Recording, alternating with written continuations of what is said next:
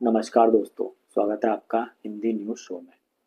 आज मैं आपको एक नहीं बल्कि दो खबर एक साथ बताऊंगा। तो चलिए बढ़ते हैं अपनी पहली खबर की तरफ, जो निकल कर आ रही है अमेरिका से। अमेरिका की एक एजेंसी है फोर्ब्स, जिसने दुनिया की 10 सबसे शक्तिशाली देशों की सूची जारी की है। और आपको जानकर हैरानी होगी कि इसमें भारत को जगह ही नहीं मिली है। और सबसे हैरानी की बात तो यह है, इसमें दक्षिणी कोरिया तक को जगह मिली है, जहां अभी कुछ दिन पहले ही वहां के राष्ट्रपति ने देश से लोकतंत्र खत्म करके देश में सैन्य कानून लाने की घोषणा की थी। ऐसे देशों को भी इस रैंकिंग में जगह दी गई है। इसी से इस एजेंसी की रैंकिंग पर कई सवाल खड़े होते हैं, क्योंकि भारत दुनिया की पांचवी सबसे बड़ी अर्थव्यवस्था है और दुनिया की चौथी सैन्य सुपर पावर है। फिर भी भारत को इस लिस्ट से बाहर रखा गया है, जो दर्शाता है कि आज भी अमेरिका और यूरोपियन एजेंसी भारत को कम रैंक करके दिखाती है, जिससे भारत को कमतर देश दिखाया जा सके। पर सच क्या है? भारत आज एक ऐसा देश है जो अपने हितों और अपनी शर्तों पर काम करता है। भारत रूस से भी व्यापार करता है और भारत अमेरिका से भी व्यापार करता है। भारत अपनी ताकत वैश्विक मंच पर भी दिखाता है।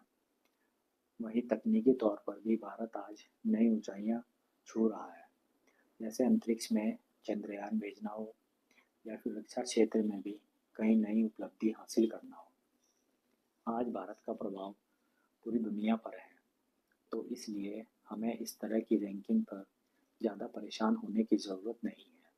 और यह बात पूरी दुनिया में बहस बनी हुई है कि भारत को इस रैंकिंग में होना चाहिए या फिर नहीं। पर ऐसा भारत के साथ हमेशा ही होता है। अभी कुछ दिन पहले की बात है, जब ग्लोबल हंगर रिपोर्ट आई थी, उसमें भी भारत को पाकिस्तान और अफगानिस्तान से नीचे दिखाया गया था। यानी जो भारत की रैंकिंग थी, वो भुखमरी के मामले में पाकिस्तान और अफगानिस्तान से भी खराब है। तो आप समझ सकते हैं कि ये जो एजेंसियां हैं, ये भारत को कितना नीचा दिखाती हैं हर बार। खैर, बढ़ते हैं अपनी दूसरी खबर की तरफ।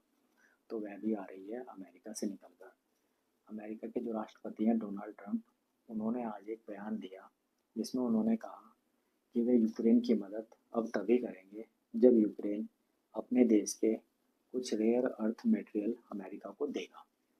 अमेरिका तभी आगे युद्ध में यूक्रेन की मदद कर पाएगा। और उन्होंने ये साफ कर दिया कि अब यूक्रेन को कुछ भी अमेरिका फ्री में नहीं देगा।